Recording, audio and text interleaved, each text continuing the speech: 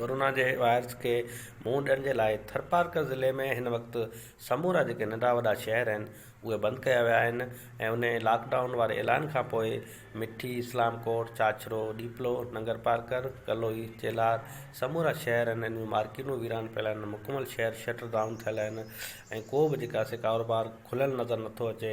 वीरानी जो ॾेक ॾींदड़ हिन शहरनि में जेके ग़रीब जेके पौरत तबिको आहे उहो त यकीननि बेरोज़गार थियो आहे, पर हुकूमत खे बि घुरिजे त उन ग़रीब पौरत तबिके जे लाइ का रिलीफ वारी सामान जेको हंगामी बुनियादनि ते को बंदोबस्तु कयो वञे। हिन वक़्त में जेके शहरनि में रेंजर्स आहे, पुलिस आहे, ट्रैफिक पुलिस आहे, उन जेके एहलकार आहिनि उहे मुक़ररु कया विया आहिनि। उहे माण्हुनि खे पंहिंजे घरनि ताईं महदूद रहण जो हिदायतूं पिणु करे रहिया आहिनि। उन सां गॾोगॾु जेके शहर बंदि पियल आहिनि उते जेके मक़ामी इंतिज़ामिया आहे उहो बि सफ़ाई वारे अमल में मसरूफ़ आहे। उहो जेको मुख़्तलिफ़ रूटनि रस्तनि ते जेका सफ़ाई कंदे हिते नज़र अचे थी। असां सभिनी खे घुरिजे त असां हिन अमल में हुकूमत जो ऐं इंतिज़ामिया जो साथ ॾियूं त जीअं हिन वबा खे घणो पखिड़िजण खां अॻु रोके इंसानी जेका ज़िंदगी आहे उनखे सुठे नमूने बहितर बणाए उन्हनि खे महफ़ूज़ बणाए सघिजे।